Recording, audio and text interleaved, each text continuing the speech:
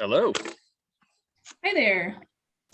Okay, everything sound okay? Still look okay? Yeah, we're going good. All right, cool.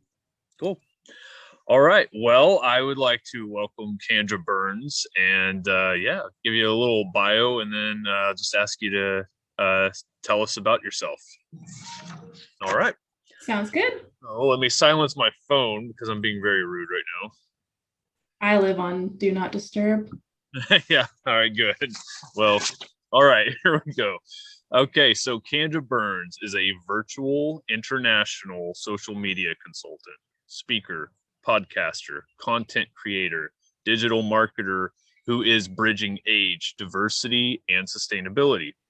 Recently, Candra was living in Germany, traveling through Europe, and now is in North Carolina, traveling the East Coast of the US, creating and managing content for websites and social media platforms like Facebook, Instagram, LinkedIn, and Twitter to increase your engagement all over the world.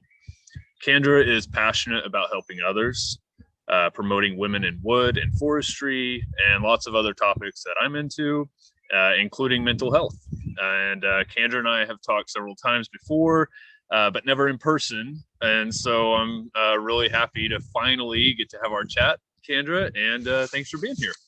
Yeah, I'm really appreciative of being here in this platform and place that you're giving people. It's been really an honor, and to be picked is amazing. And I love the introduction. I have had a whirlwind fun time around the world and back, and I used to live on the West Coast. Oh, wow. So Yeah. the East Coast, and I'm actually quarter Canadian with British roots. Okay. So if I have A in a boot, I'm sorry, but that's part of my I forgive you culture. in advance. I'm pretty northern, so living in the South has been a culture shock. But Yeah. it was a culture shock to be in Europe and then to come back. So I've had a great time, and I've just been seeing the trees around the world. And I think some of my favorite trees were in Scotland. There are some amazing long live the queen trees, I should say. Yeah, that's right. Yeah, protected. Yeah, I don't know if you saw, but I got to chat with Corley Mills, dendrochronologist in Scotland, and she spent like 33 years now, I think, there. And yeah, hearing about just the dendro work that she's done and kind of aging some of those trees and the ancient timbers, it was cool. Yeah, I mean, like it made me ready to book a trip. Yeah, for sure. I would. It's like the I'm nicest jealous place. that you got to see it all. I did. I went to the Kelso borders where border collies were created, and I have a border Oh, collie yeah, that's yeah. nine years old. He's such a sheepdog, but we converted him from sheep to agility, and now he's my working service animal. Yeah. Is it his name Rhett? Rhett, like Rhett Butler from Gone with the Wind. Okay. Yeah. Okay. Rhett. Yeah. I like that. All right. Cool. All right. Oh, well, okay. So, I did, and I'm glad you mentioned Rhett being a service dog. It reminded me. So I want to give a just a content warning for anybody watching that, that Candra and I will probably talk about mental health because that's just kind of what we do. And so, for people who do have mental health struggles, some of these may be relatable, some may be new, some may be, you may be completely ignorant about, and that's okay too. That's what we like to do is sit around and chat about this kind of stuff. So we can make it not so taboo or decrease stigma and just make it like a normal part of life because it is for us. So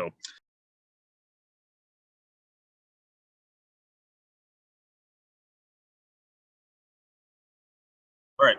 So I think just to start off, if Candra, you could just kind of tell us a bit about who you are, what you do, how you got into it, and you can just start and pick up wherever you want. All right. Well, I'm from Aberdeen, Washington, which they have deemed logging capital of the world. But I love to be sustainable, and I love diversity and bridging as many things as I can. So, forestry is something I was born into. I have been recreating in the Hood Canal, which is where Bill Gates owns some property and recreates himself. So I was really fortunate in that way to go camping every July. And why July? Because crabbing season. So I also had, I learned how to dig up gooey ducks. You dig them up Wheat with post ducks? gooey ducks. And I'm also from Evergreen State College, which is home of the gooey duck. That's our mascot. Wait, I don't have a clue. What is a gooey duck? A gooey duck is an extremely large clam. It's like a razor clam, Yeah, okay. except for it's humongous. Okay. And the only way that I remember eating them was like in crab cakes, but with clams, so clam cakes. Okay. So yeah, Yeah, yeah. the beaches, we call it the Puget Sound, the San Juan Islands, Deception Pass, all that, and Victoria, Oh, BC, just gorgeous area. Vancouver, Canada's neighbors to that. So yeah. I grew up visiting my great aunt in Canada, actually through marching band every year for the Victoria Day Parade. Oh, So cool. Yeah, yeah. yeah, so that's kind of my heritage, forestry. And then I was in 4-H and FFA. So I raised rabbits and I did the competitions. I learned about trees when I was in my junior year of college, not college, but high school. So I went to college for forestry, but I started learning about trees and being a botanist. I already had the flora and fauna of the Pacific Northwest books. And then I just learned all of it on the West Coast through FFA. We had nursery landscaping and natural resources competitions. So I was that kid hanging out at Lowe's and Home Depot, going through the nursery section, just Yeah. randomly browsing. In college, I went to Grace Harbor College, home of the chokers. Choker is a position in logging. And then I went to Evergreen State for the gooey ducks. And college was 5 years of forestry, environmental sciences. I did geology, I did GIS, although GIS has kind of been lost because if you don't use it, you lose it. So yeah, so I did all that kind of stuff. And then I faced adversity getting a job in forestry because I'm a woman and I had done a lot of administrative work in offices the entire time I was in college. I had two jobs. I was either waitressing, being a banker, or working in someone's office because I was raised low income. And I was on the FAFSA every year. I got $80,000 in funding to go to college. And that's why I'm debt free today with 3 degrees. Wow. And I positioned myself in that adversity to get the funding. And I got funding for being first generation to go to college, having above 3.5 GPA averages, and for being a woman. Also in STEM. So STEM came about like about 10 years ago.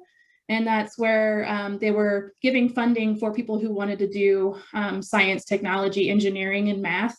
And so people don't know that forestry falls into that, but I definitely took advantage of those funds. And so that's why I'm doing my business called Talking Forest, is because I have that educational firm foundation and I love anything forestry. I love the entire sector, from the people who are working in accounting offices and log scale yards, all the way into foresters, ecologists, dendrochronology.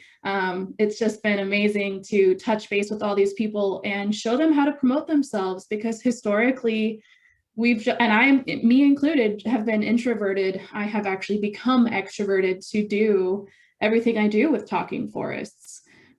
So yeah, it's been a wild ride. I'm still learning. There's things in the sector when I get a new position or client that I didn't know about. There's a lot of new technology. There's augmented reality and drones that are doing things for humans that we still have yet to promote and talk about. And there's just all this new technology coming on board that I'm ready. I have a agency and I can promote that kind of work. And so I've been following you and really excited to see your work in dendrochronology. And I've been trying to catch up I guess, sipping from a fire hose when it comes to the botany and biology of the East Coast. And I just learned from my own yard, I have 20 trees, that I have about 5 dogwoods, 3 pin oaks. I have 2 pecan trees and red oak, white oak. And then out front, I'm going to have to take these down. I have a Chinese quince and a Eastern red cedar, and it's created cedar apple rust. And Yeah. it's mature. So we would rather get those out of here. So I'm talking with my NC State Forestry and my NC State Extension at this time to formulate a plan to take those out so that we can have apple pear, which we do. I just don't want them to get the cedar apple rust, as we'd rather have the pears and the fruits of labor than the pests. Yeah. Yeah, for sure. Yeah, NC State, that's great. Yeah, I've talked to a couple people out of there, and they're pretty amazing, the work that they do, for sure. Yeah, yeah, that's awesome. I mean, it sounds like your backyard is like the quintessential like sampler packet of southeastern trees. It is, except for my forester came out and noticed, she goes, it's not really the South, and without a pine tree, you don't have a pine tree. And I said, yeah, I don't, but I'm not upset about it either. Yeah, yeah. Yeah, so I guess you could throw in like a couple of things in there for sure. Yeah. But I mean, pretty good. That's pretty solid backyard, I think. Yeah, I mean, it's you been have nice. everything, like yeah. And then I've been adding sprinkles of non-natives. And so my first purchase in Raleigh was a bleeding heart, because in the Northwest, bleeding hearts are edibles for foraging animals. And so, and it was something I always was raised with in my mom's backyard. And we were raised with hemlocks, Douglas fir, maples. So the 2 maples from the north region are Acer cercantenum and Acer macrophyllum. And Acer macrophyllum is macro, meaning big. And oh my goodness, if you guys listening have never been to the Pacific Northwest and seen the Forks and Twilight scenes, you're missing out. I am literally from that area. I'm a vampire. No, just kidding. Yeah. I am. The sun is going to get me in North Carolina, but that's okay. I have a case of sunscreen. So, but yeah, those big leaf maples up there. There's actually a maple grove in Quinault that people should go see. And there's also the Tree of Life in Claylock. Okay. And Tree of Life is hanging from the cliffs and still there. So yeah. Oh, that's so cool. Well, yeah, I'm glad you said that, because my wife and I are actually talking about doing a West Coast road trip. And yeah, my parents and her parents are going to kind of tag team and have the kids for like a solid 10 days. And so we're like, oh my God, like we've been itching to go to Pacific Northwest and then just kind of drive down the West Coast and yeah, kind of make do the 101 tour. So that goes all the way into California, I think into the Baja area. So okay, yeah. Yeah. No, that's awesome. Yeah, I would love to do the whole stretch, but go up to Vancouver too. Like we want to go, but I don't know accessibility and all that right now or not. But we'll see. We'll see. Yeah. Oh my God, that's awesome. Like you have definitely. I mean, you got the West, Pacific Northwest experience. Okay. So, but in between there, like where you are now, you haven't even been in North Carolina very long, right? Like you came straight from Germany not that long ago, right? I just landed in January in North Carolina, but I lived in Germany for 3 years, and the Germans taught us how to be sustainable in the Biltmore Estate. Carl Scheineck, America's first forest school, he created that. I'm actually going to go document it Memorial Day weekend and do some blogs and videos and whatnot through that. And I'm already with the Appalachian Society of American Foresters. I've already let them know my plan. And so they're like, yeah, get us on your mailing list and let's see it. So cool. Yeah. And that's all stuff that my business pays for, so it's not like, it's not coming out of our own pockets. Sometimes it does, depending on how passionate I am about it and the accessibility and being able to write it off and that kind of stuff. But yeah, so in Germany, what I did was at that point, I'd been promoting building with wood since 2015 through, I was a forest policy assistant, and they actually created that position for me. If we go back a little bit to when I was talking about facing adversity, I did not get into my sector of forestry until 2 years after college. And I begged my forestry friends to help me, and the CEO of SAF picked up my resume and spread it across Western Washington where I wanted to work. And this forestry association picked me up, created a position, and I learned about forest policy and communications for about a year and a half until I started my business just shortly after that. So I was grateful for that, and it got me medical, and I was able to go to a chiropractor for the first time in my life after I rolled a car in 2011. So it took me about 5 years to get, well, I even in Germany had to do some physical therapy post car roll. So it took me about 8 years to heal from that. Yeah. And so in Germany, it was a great experience overall. Culturally, I went to 11 countries. Wow. I drove my own Subaru, and I didn't know that this was so hard to do, but taking a vehicle to a different country isn't normal. And the reason why I did was because I bought this car with my career, and it was my manifestation. I completely created the color of my car, the moonroof, the Crosstrek itself is exactly the car that I wanted for my life. And so I had to have it. I wasn't going to sell it. And so it took $2,300 for me to send it to Germany. And we had to get all of the rules and regulations. I probably have 6 different forms of ID and things I had to carry with me. International driving licenses, ration cards. So yes, they're still rationing us. Which now with the gas shortage in North Carolina, I think is kind of a good thing. Yeah. Even though people won't like it, it's a possibility, and it's still happening to Americans overseas.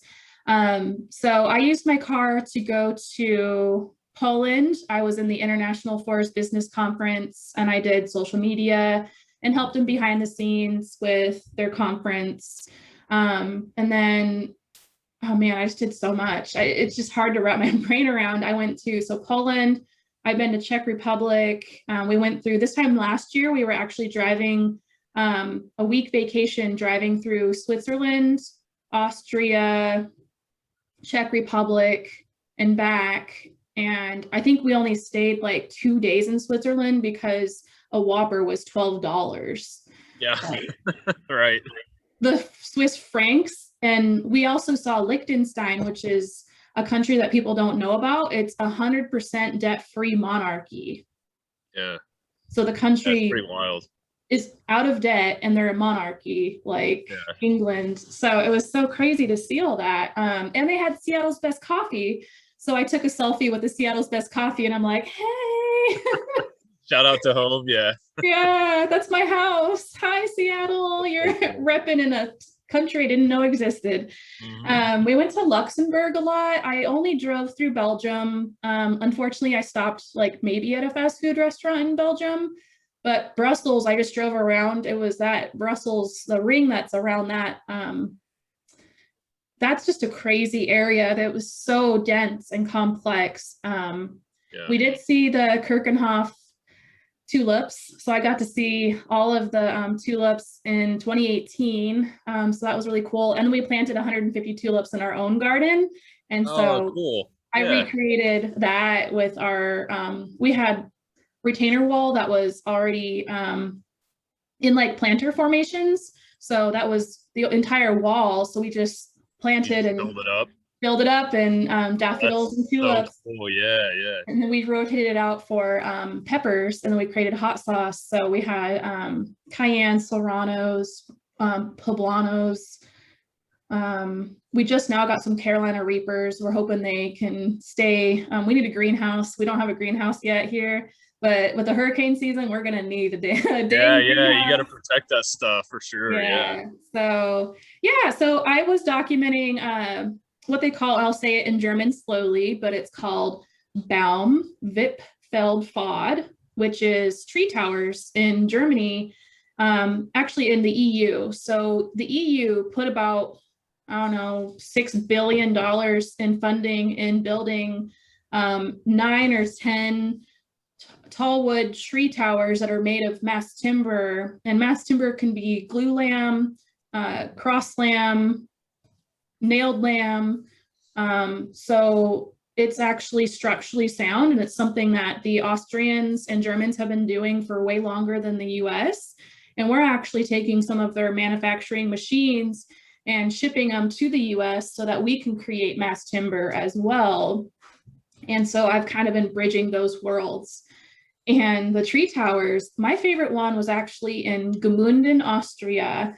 And Gmunden is a lake and mountains next to the Alps. And so you're up 40 meters in the air with a lake, the Alps. It was, I got a press pass. So I got to go up there. Even with my service animal, I got to go up there, and dogs aren't allowed on those things. And it was extremely accessible. The staff was amazing. You had to go up there via a gondola. So it was the best experience I had. So if anyone wants to see that, it's in one of my blogs. It was a just crazy experience. And I can't believe that I've experienced all of this under the age of 30. So Yeah. No, yeah. I mean, that's what I'm just thinking. Like, this is quite a full life already that you've had. You know, it's like your first third of your life. You know, and it's like check, check, check, check, check. Yeah. yeah. So I definitely want to check out the towers. Like, that's awesome. That yeah, I love that you talk about mass timber, because I've seen a ton of stuff in social media and in the news too that, you know, like these laminate timbers and stuff are just becoming, I think like Google's doing a new headquarters or something, or like a satellite headquarters of just wood timbers, right? Well, they were trying to, and I think some things have COVID, and then now we have probably the highest lumber prices we've ever seen across the world. And so some things are in caputs at this time. However, it's a market, so it can change. And that's what we're hoping for. But yeah, Sidewalk Labs, I believe, is the name of that project. But they are building tree towers in Canada. So they are building one over I think it's a Skywalk tree tower over in Victoria, BC. It's actually like maybe an hour from Esquimalt, and Esquimalt is where my great aunt was. So that's cool. Yeah. Another reason. Yeah. Hey, I'm just coming in to see you. For no other reason, right? Great. That's so cool. Man, this is awesome. Like, I mean, you already covered like so much stuff, and it's like more than I bargained for, because I wasn't, you know, even thinking about, you know, some of the stuff that you've seen and done. But I do want to talk. I want to ask you about like Talking Forest more. So Talking Forest is your business, and it's also a way. Oh, sorry, I just have a package arriving too, apparently. But it's also like an outreach that you do as well. Like you have the podcast, you have your blog. So yeah, I mean, if you could kind of tell a little bit about what you do and kind of those aspects, and also the business part, because I definitely want to give a shout out and or, you know, props to you for the work that you've done. From what I've seen, this is the last thing I'll say, and then I want to hear from you. But from what I've seen, is a person that's come from adversities and has just said, you know, to hell with it, I'm just going to do my own thing. And you made it. And so like, I think it's amazing. And that was part of the reason why I wanted to have you on, is because like genuine people that, you know, find a way to make it, like, that's pretty awesome. Yeah, so it's called bootstrapping. You pull up from your boots and make it work. Actually, in some of the areas, I just thought of sinking in the mud when you're getting a gooey duck out of the mud, but I didn't think. I'm glad to know what that is, by the way. Yeah, I've seen razor clams, but never any big enough that I thought, you know, I would never eat. So yeah, if it's ever on a menu, please try it. Yeah, okay, I will.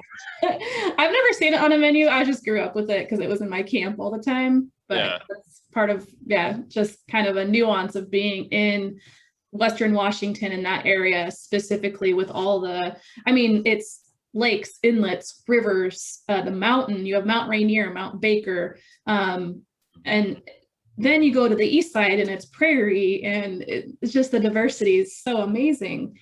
So that's what I grew up in. And Talking Forests, I started formulating this concept in 2015 when I was working in forest policy, because although it was nonpartisan, I was seeing some shortcomings.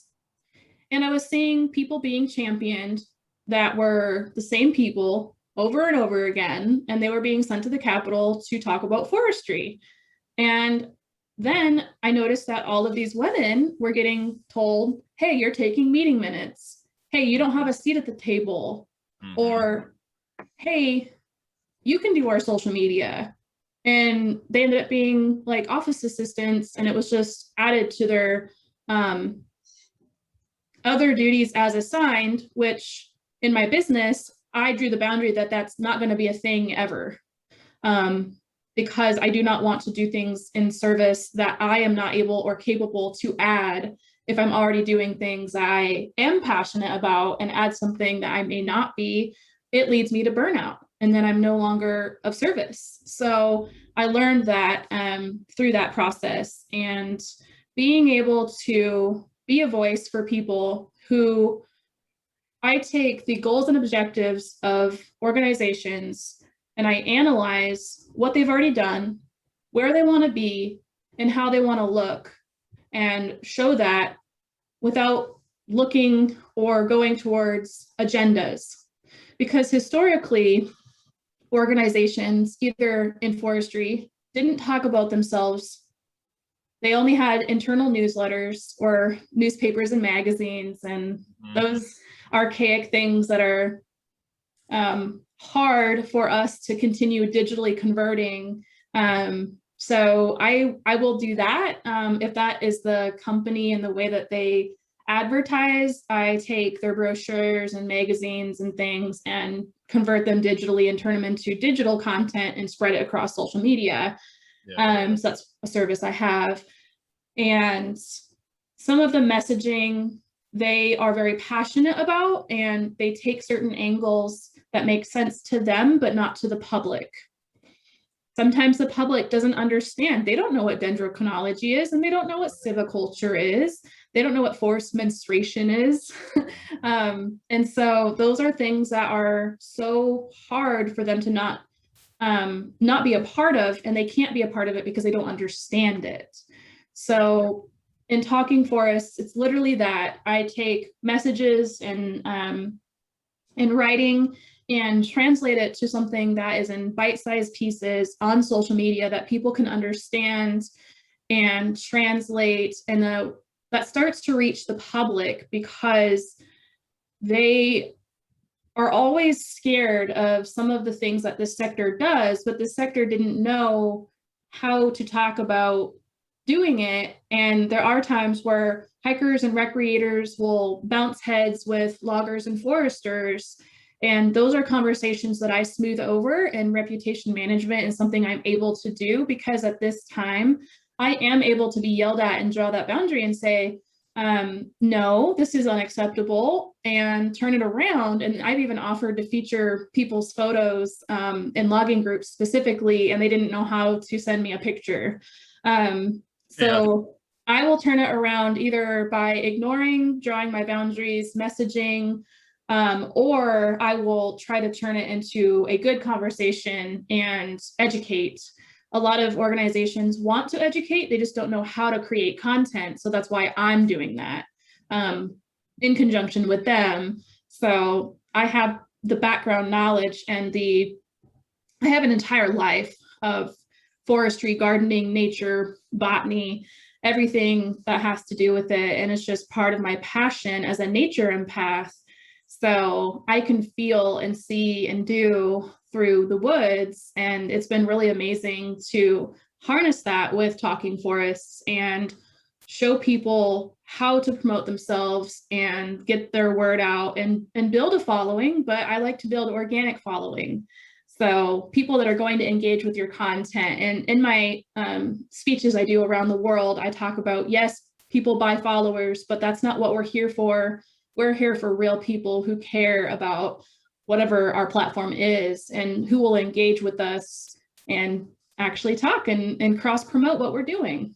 Yeah. No, that's cool. I mean, that is such a niche skill set, which is unfortunate. Like, that should be I wish it wasn't. the thing, right? Like, that should be the thing that everybody, focuses more on is, and you have industry you have the scientific community, you have the public, you have the ecology, sorry, the environmentalists, and you have the hikers, the recreators, like you're talking about, and being able to build those bridges. That's not something that people that a lot of people are highly skilled at, and so it's amazing that you can do that through your company. And yeah, I imagine too, and this is me proposing, but I definitely would think that as a person who has not been listened to, as a woman in an industry that just is blocked out, you've definitely learned how to listen and then how to tell people like this is what people would probably want to hear,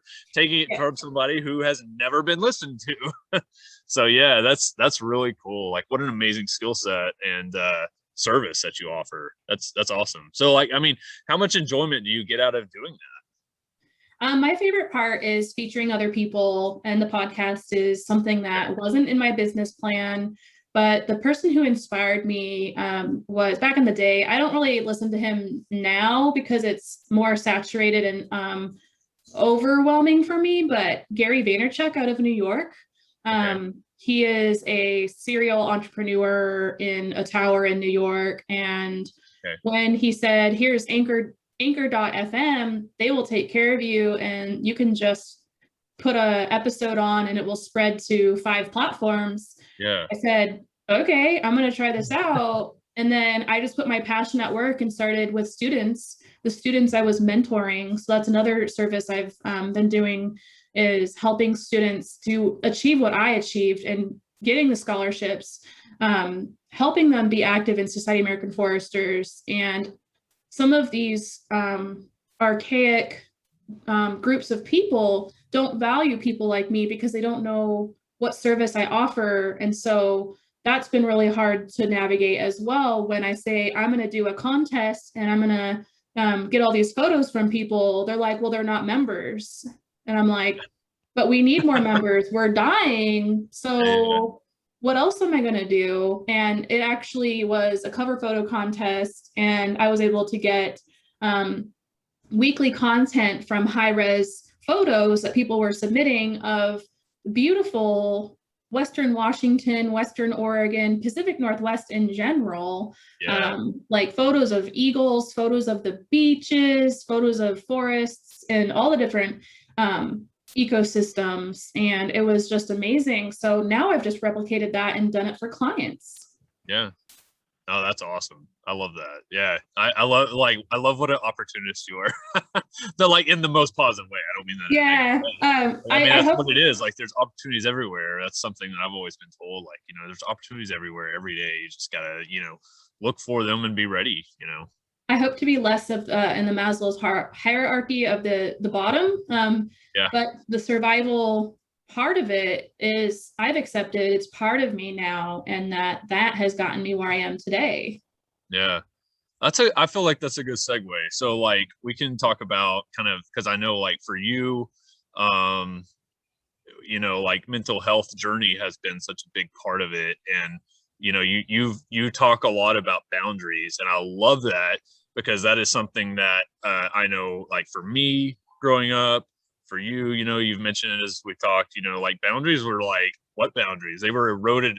Maybe if they ever even existed, they were eroded by significant people in our lives long ago. And that's part of our mental health story. So like if you don't mind just kind of speaking to experiences you've had with that. I know for me it's been like a relatively new experience at disclosure and diagnosis and all of that. And so jump in any place that you want to kind of talk about that and your passions around it too. I didn't know that my trauma from 18 to 5 years old, when I was able to have a memory, would affect me in the way that it did. And I didn't know that I was essentially grabbing onto being what I call the gold star child, was actually a coping mechanism. And for me, it ended up being a good one. But what it also left me in a weird spot was that I didn't know how to say no. And I didn't know how that would affect me until I started full time. My business I was doing while I was working for the state as a human resources consultant. So it was a side gig from 16 to 2018 when I landed in Germany. And my husband said, hey, being out here is really hard. You've already faced enough adversity. Why don't you just go with your passion and build Talking Forests as you may? And I did. I built it to what it is today, and I'm still reaching for the stars. Yeah, yeah, yeah. You're still being gold star, as I but shrug. with boundaries now, right? But with boundaries now, yeah, because I burned out a few times in Germany to the point of not getting off the couch, and I didn't quite understand then why it was happening. But I did have counselors from many different sources while I was out there, and then when I started talking to counselors, I said, why is life so hard? And why is my business not working for me right now? And at the time, I completely devalued myself. I wasn't getting those high value contracts that would be sustainable. I was just living in survival mode and just grabbing at these projects and doing them for very little money, and also putting on as many services as I could without also redoing a contract after a service was added on. So that mental health awareness, when I started to garner, oh no, this is actually a bad thing, that's when I started to go to a psychologist. And the psychologist did diagnose me with CPTSD and GAD in July of 2020. And for those that may not know what that is, you're talking about complex PTSD, right? Post-traumatic stress. From multiple traumas. I have it from rolling a car, being abused as a child. I was left in Harborview, Seattle, which is one of the most well-known hospitals out there. And I blacked out and woke up to just the beeping of the ER. And I've also worked for people that weren't very nice and took advantage of me fully. And so now that I can't continue that type of life because it's not good for my health, I have been drawing those boundaries. Yeah. So as somebody who also has had a lifetime of difficulty with drawing boundaries, what is it about? I know from my, what I would say to this at least, but what is it like to have, with hindsight now, right? Hindsight's everything, because then you can be like, oh yeah, and I see that, right? Because now, that's why. It's an amazing awareness. Yeah. So like, what is life like without boundaries? And you can speak to this personally and also business, because it's all personal, it's all our lives, right? But what is life like without boundaries versus living a life with boundaries? So without boundaries, I was probably spending 12 hours a day on spinning through the mud and allowing people to run my life. And I remember working 3 jobs at times and just saying yes to everything. And I would commute on the I-5 corridor from Seattle to Lacey to Olympia, Tacoma, Aberdeen. And although I understand Volkswagens now that I've lived in Germany, and I actually did go to the Volkswagen factory, the original factory in Wolfsburg, Germany. Crazy to think. And I had a 1.8 turboed VW Jetta that was faster than my Subaru.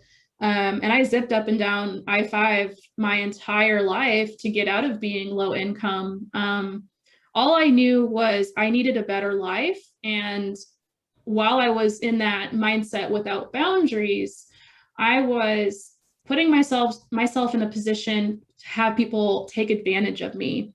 And it was very scary at times. I have a few cases of organizations that were trying to frame me. I had an executive director that was double dipping and being a lawyer at the same time that I was working for. And I just learned from that part of my life what not to do and how not to trap myself in very bad situations. So to now go into the future, I am more aware of negative emotions, and I am able to feel emotions differently. I'm more aware. I talk to people about not being on autopilot anymore.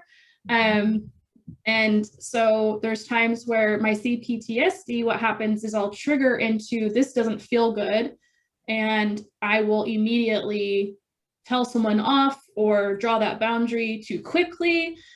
So that's why my therapy and psychologist right now are very helpful, is because they're objective and seeing like, hey, Candra, you could have handled this a little bit differently. Here's what we suggest. And we know that you're healing. This is your safe place. We know that it's, you can go over boundaried now. So we're trying to come in with that well-balanced way of living. And the hardest part for me is being an able-bodied woman with this new brain that people can't see. Yeah, it's not it's different if you, I mean, while I'm not definitely not denigrating anybody else's struggles, but mental health, mental illness is different from physical, in the sense that like you can be smiling and people think you're living your best life while inside your brain is not living its best life, right? Or trying to hijack you, and the amygdala screaming, having you like throw down boundaries immediately, or whatever it is, right? Or your frontal lobe is shut off. Yeah. So You I've lose had that those, executive function, right? yeah, I've had those happen to me, and being aware of my partner and I, and that's why there's a lot of stigma on other cultures not wanting to do marriage counseling, and there's a lot of cultures out there that believe in just figuring it out in your own house. Well, we're past that point now, because we both have my husband and I have the same upbringing, and we both don't talk to our parents at all, our biological parents. We don't have that. And also, if you think in the future, if we were to have kids, we wouldn't have biological grandparents. Yeah. And that's non-traditional. So I just told my therapist yesterday that I'm the exception. That's how I live. Yeah. For sure. Which is a hard mindset for people to believe in. But believing in myself, being confident in myself, has really gotten me a long ways. And in my scholarship recommendations, a lot of the people said I was tenacious back then, and I still am. Motivation is what keeps me going. And I realized after being on an SSRI for 300 days that I don't want them, because I have learned how to cope with my behaviors in good ways. So gardening, going out and forest bathing, just walking through the forest, not in a tub. I just had to clarify for your audience, because some people, you're not, go fill up the tub. I'm about to get in the forest. Walking out, immersion in nature. So that those SSRIs you talk about, like just your basic and kind of so I was on a really low dose because I'd never been on it in my entire life since I was undiagnosed. And so what had happened is I told my therapist and psychologist that that thing made me a sloth. And Candra's not a sloth. As you see my LinkedIn, you can go look. I don't do sloth behaviors. And so that's where I drew my boundary and said, hey, and so now I'm on a adrenal support. So that's something that I just looked up on Amazon, and I had a nutritionist, one of my friends from high school, let me know about, and I take one a day, and it's been really helpful, along with gardening and forest immersion. For sure. I'm glad that you, definitely find, what works for you. And like, for me, the SSRIs have been just like game changing. And I also take other medicine too, because I have bipolar depression and, but so like for me, without that, my brain has a really hard time at not being hyper vigilant. I don't have enough serotonin, in my brain. And so like those help me to be able to be more me, instead of being up here all the time. Way down here, I can be more baseline, and I don't have that slow, sluggish zombie like, that some people do get. And so Yeah. what I love about like these kind of discussions is that we can talk about how my experience on SSRIs can be completely different than another person's. And then Yeah. like you talk about adrenal support. Yeah, like my wife, she definitely, does a lot of adrenal support. And like, that helps her function. It's so cool, like, having these discussions because these are kind of like communal support, discussions that need Yeah. to be had. Yeah, that's really cool. And So you then found also, found that, and you now have different coping mechanisms that help you kind of live that life that you want. yeah, and sometimes, like you said, the hyperactive part, I can go into the ceiling, but when I'm in that, I try to recognize what put me there and how to either draw Yeah, that boundary right then and there with either that person, the thing, whatever got me to that point, and then try not to go through, because what happens, and I'm sure Joe is very aware of this, is you go up, and then mhm. by the morning you go to sleep and you're back down, and then you can wake up and you can be very, very down to the point where you don't want to get out of bed. Yeah. And Mhm. that is really hard, and it's something that I struggled with. I am lucky right now where I have so much motivating me to get out of bed that I haven't done that in a very long time. But that is something that I noticed when I was moving here, and there was a credit card company that was passive aggressive to me. I'm still dealing with this case. It's just crazy. Um, and I was on the phone with extremely passive aggressive people. And that night, I went so high up into hyperactivity that I woke up, and it's a cycle. Yeah. Not wanting to do anything because I spent so much energy on, well, how do I report this company? How am I going to formulate my case? Yeah. It's Fair Billing Credit Reporting Act, discrimination, Yeah. all these things Feeling because like you now have to be a complete expert at this thing, right? You take it all and on, and it takes and up I all your remember brain. in 2017 when I was working for a state agency that I used to do these cases and reports all the time, and it used to be normal and easy. But now that I'm aware, actually, it took me 2 hours to formulate an email because of the hyperactivity in my head. Oh yeah, yeah, I see. Mhm. So that's, yeah. And then the other difference with my mental health is that I have a service animal, and he's my border collie I've had for 8 years, and he converted from agility and sheep herding to working for me, and he wants to work for me, and he's done. So the first sign of him like telling me that I'm stressed is he'll touch me anywhere on my body. He's been doing touch on the sidelines of agility for 6 years since we Okay. started training that, to calm him down because he was hurting things. He would hurt a pug on the sideline if we let Yeah. him. Yeah. And so it's now channeled to me, and he channels his energy. And then I watch my heart rate on my Fitbit all the time, so that if I'm over 95 or 100, I know that I need to stop what I'm doing. And Rhett in the stores, let's say I'm in Target and one of the an alarm goes off in any of the departments, that for me is a trigger. So I immediately sit down and have him do deep pressure therapy. So he lays on me so that I can come out of that hyperactivity and that brain that it's just not gonna work. My Yeah. brain is not working in that moment rationally. It's not, so my frontal lobe is shut off, my amygdala's not Flaring. balanced. Right. And so that's why I've been utilizing him. And there's some adversity that's come with having a service animal in the South, especially.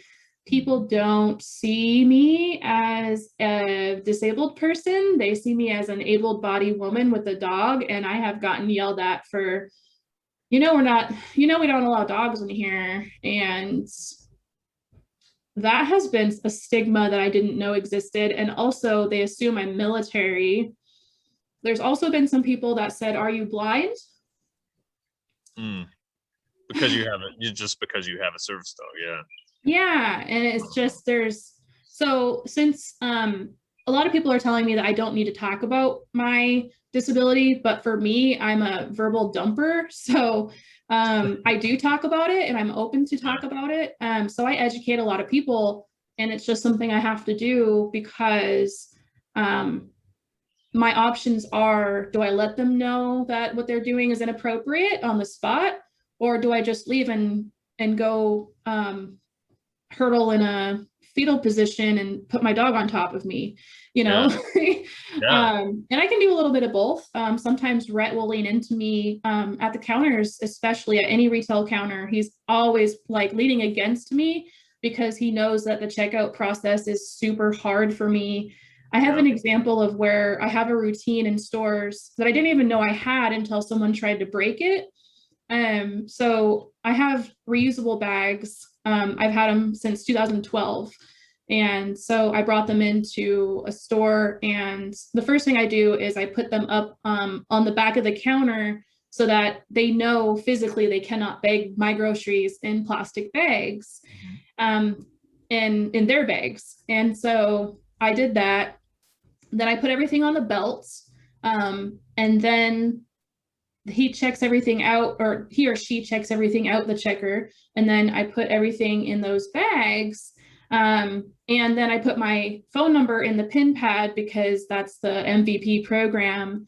And there's this assistant manager at my local store who already knew me. He said, "Can I have your ID?" And I had hard seltzers in my purchase. So my brain, right when he said that, went through the roof, and I couldn't communicate with him. I was stuck in PTSD, and he didn't know that. Yeah. So sometimes I don't reply at all because I can't. My verbal and my brain and my verbal capability and neurons are not firing. And so I said, yes. So all I could say at the time, which he's lucky and he doesn't know that, but all I could say was yes. And then I entered my phone number, and he tried to yell at me again for my ID. And I said, "Sir, I am disabled. This is not okay." And then I started, and my default is to explain myself. So I started to say, "Hey, my dad was an assistant manager of a grocery store. My dad owned liquor stores. Like, I understand that this is a policy." Like, and my brain was just racing. And I was surprised that he behaved the way that he did with me, because I think what's happening in some regions of the US is that people don't trust each other anymore. And I feel like I get criminalized or dehumanized very quickly for a behavior that I haven't even done yet. Yeah. So Yeah. I wasn't going to go packing with hard seltzer out to my car without paying for it, or without my ID. I already know that's a USA law. So for him to get impatient with me, that pressure triggered me. Yeah. Yeah. No, that's so tough. I'm sorry for that experience, but like I'm really glad you shared that. Like the awareness around disability is just not where it needs to be, honestly. And I mean, we know that. You and I know that. Yeah, it's And yeah. yeah, I mean that's just I mean, it's something that people don't always come across, or people do come across it and they just never knew it.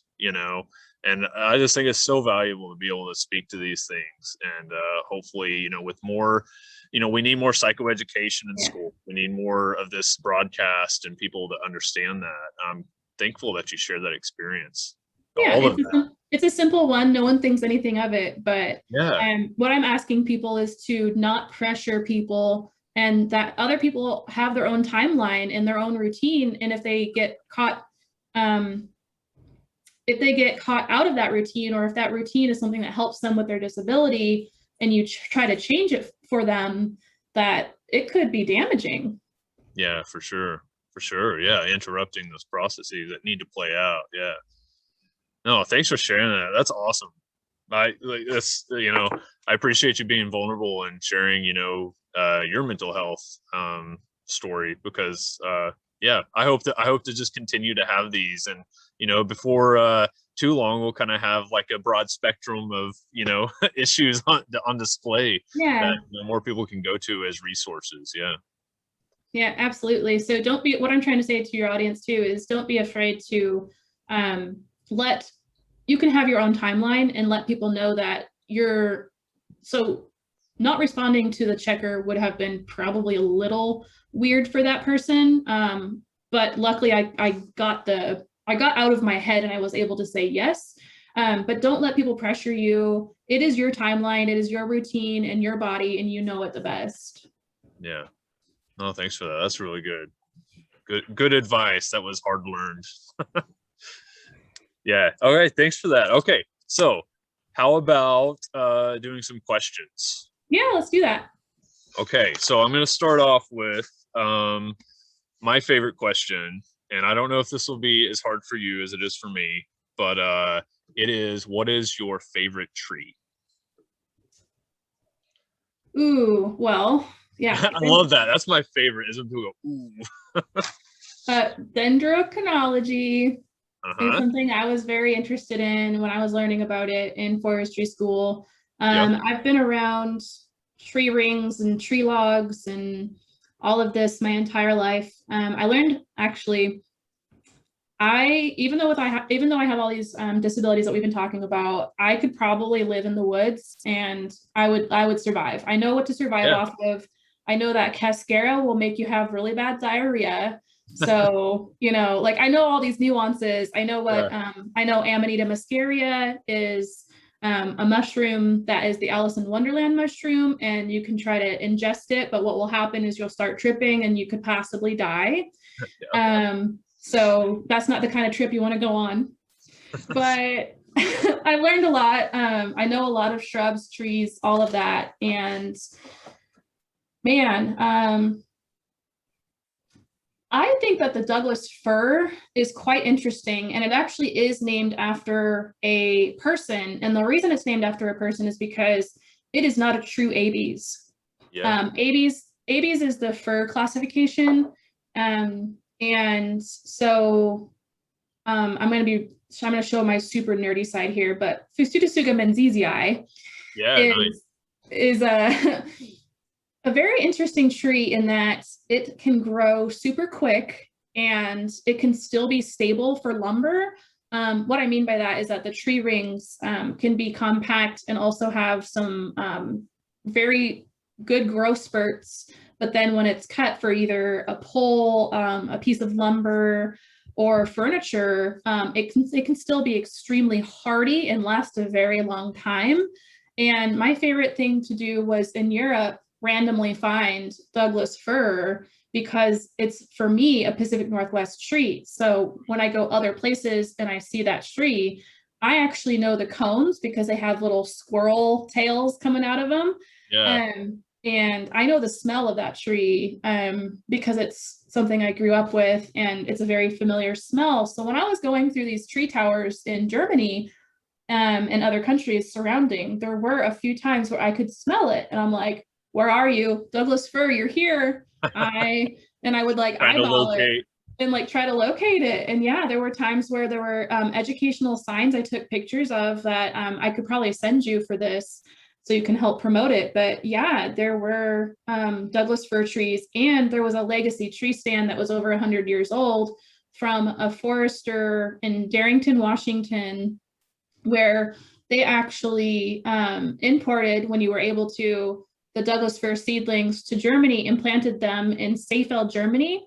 So the Seefeld Castle, that forester that is in charge of those lands, showed me those trees that had been planted in the 40s or 50s, and now they're almost, they're so fully mature and grown that they're getting all the cones off of it so that they can propagate and try to have more Douglas fir. And their goal in Germany is actually to start replacing the spruce because the spruce beetle is swarming. And if your audience wants to look it up, there are videos of spruce beetle. Literally, I saw them when I was just walking in the woods all over the forest floor. They are evil, very bad pests. And in Germany, it's so severe that they're looking to Douglas fir to be a tree that they can replant with. Wow. That's incredible. So an awesome tree in the Pacific Northwest and the Western United States and North America, but also a valuable, possibly plantation tree for Germany now. That's wild. Yeah, on the same latitude. So hopefully they can do that. And yeah, Wow, you living really on learn something new every day. That's a big knowledge gain for me. I had no idea. Yeah, Okay. living on the same latitude, there was a lot to learn in a different country, and that was one of them. I didn't know that either. Yeah, yeah. Okay. So let me ask you another question that is a favorite of mine. What is your favorite fireside food and beverage? So your fireside kind of goes with my beverage, but in the Northwest, I was drinking Angry Orchard and Fireball, and Okay. it's called Angry Balls. Okay. So, That makes sense. Yeah, I've never heard of that. Okay. yep. So that's what I like to drink. But I got really interested in wine, even though my aunt and my dad owned liquor stores. I actually didn't drink wine because of its price because I was raised low income. Mm. So I started drinking in Germany. We started drinking white wines, Rieslings, and Cabernet, and so I got to kind of have the plethora of wine choices, and they were only in the local grocery store. They were only $2 a Oh, bottle wow. in Yeah. Germany, in Aldi and Little. Um, and so, yeah, those are my favorite beverages. And fireside food would definitely be burgers, but now I'm eating Impossible burgers. So in when I Oh, when I went through my awakening and my diagnosis, I actually have switched to vegetarian, pescatarian, and not vegan fully, but as much as possible. yeah, And yeah. Impossible burgers have been my favorite ever since I found out about them. That's cool. Yeah, I've never tried one, so I'll definitely have to do that. Yeah, my husband likes the challenge of grilling them so that they taste like a normal burger. Okay. Is it possible? I mean, like they achieve the taste. Yeah, Oh, we that's got cool. super close this Sunday on the grill. I asked him, he said, other than consistency, like I would not have known that this was a plant-based burger. Man, I'm learning like life-altering things here. This is great. All right, cool. All right, those are great. Um, how about do you have a I don't know if you know this, because I don't know this, but have you ever thought about who might play you if they made a movie about you? So as far as this genre of a question, I have not followed um, Hollywood very deeply because I, with my disabilities, was only able to watch documentaries, real people, real TV. I was never able to read books that were sci-fi, rom-com, nonfiction. I was I had a really hard time, and Audible saved my life because I was never able, with my ADHD or OCD, was never able to sit down and read a book, and I didn't understand that in school. And Yeah, so I faced the adversity of the AR reading program, which was a point based thing, and they made you read all these books, and I actually didn't have the ability to do that. yeah, So I don't follow Hollywood enough to answer that kind of question, yeah. but No, fair enough. Yeah, I do like when I see influencers on social media that are authentic and truly themselves. I do like seeing that kind of thing. I actually am better at authenticity, documentaries, things that actually happen than I am with Hollywood. And that's been really hard because people ask me to quote things or do movies and I'm like, okay, but I may I've not be got able nothing to for you. Yeah, like fully quote it. And so when I quote things in writing in my business, um, actually that medium is better for me than audio. yeah, So yeah, that's been a really interesting find. And in movies and genres, I would say anything that has to do with like the closest to real life that you can get, or actually real true stories, were yeah. the ones that I followed the most. And yeah, so I guess like Homeward Bound is a good movie with the dogs, Yeah. A Dog's Life, those kind of things that are have animals in them and are true stories, probably like Black Beauty, the Stallion, um, those types of things. But the other thing is that those type of movies, the ones that yank on your heartstrings as an emotional person, those can really get to me. So I'm actually not able to watch the reverse. I'm not able to watch criminals or crime or things that are Yeah. going bad, because I can absorb that pretty easily if I don't shield myself from those kinds of things. So movies are a hit and miss for me, and it's hard to understand sci-fi. But I did love Game of Thrones. I thought it was actually pretty great, and I could still follow it. So those kinds of things. Guardians of the Galaxy is pretty cool. Yeah. I like those kind of movies. So yeah, I Am Groot, pretty cool Yeah. dude. Yeah. No, definitely. You spoke like a true forest person for sure. It's what I can relate to, and it's Yeah. Yeah. authentic. So No, that's cool. Yeah. Maybe you would have like I am Groot. Groot would play you, right? yeah, Groot knows me. Yeah, that's cool. I like that. Oh, thanks for sharing that. That was really insightful. Um, okay, if you had to be a tree or plant, do you know what one you would be?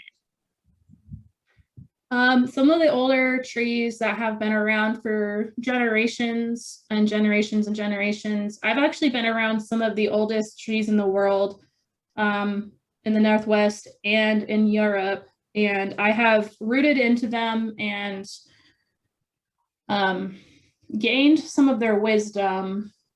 And in Pocahontas, Grandmother Willow serves a very good purpose. She hears, listens, and she comes to life when she's needed.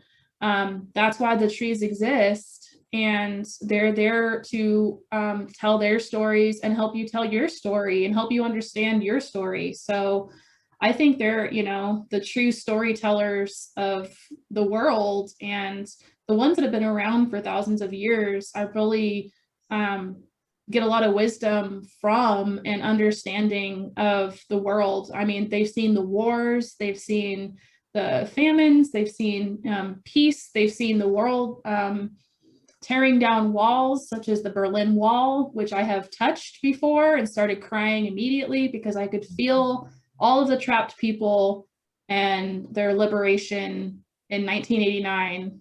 And I was born in 1990. So it's crazy that when I was born, that wall got torn down. Yeah. And so I think trees are so insightful. They get to see things that humans don't see. And so for me, I think the old redwoods, the sycamores, the old olive trees, some of those really ancient trees that are preserved and still out there, I think we should be garnering some of what they have to offer and some of their wisdom, and that more people should tune into that. Yeah, no, thanks for that. That's awesome. I love all the tree inspired theme running throughout this whole show. This is great. Thank you, Candra. Yeah, it's been a real pleasure. I appreciate you coming on and telling me about yourself and the really good authentic conversations that I think we both agree that need to be heard more often. So yeah, if people want to reach out to you, what's the best way for them to do so or to follow you? Well, I have taken over the Googles.